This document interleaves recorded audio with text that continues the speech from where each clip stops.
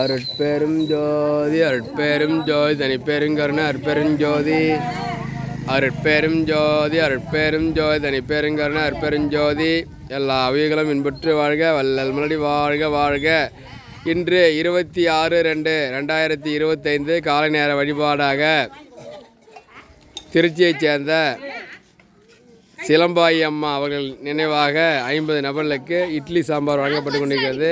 அவர்களும் அவர்கள் குடும்பத்தாரும் நீண்ட ஆயுள் நிறை செல்லும் உயர் புகழ் பெற்று பல்லாண்டுகள் சிறப்புடன் வாழ அருட்பெருஞ்சோதி ஆண்டவன் நாம் விண்ணப்பம் செய்கின்றோம். அருட்பெரும் ஜோதி அருட்பெரும் ஜோதி தனிப்பெருங்கருணை அருட்பெருஞ்சோதி எல்லா உயிர்களும் இன்புற்று வாழ்க வள்ளல் மலடி வாழ்க வாழ்க.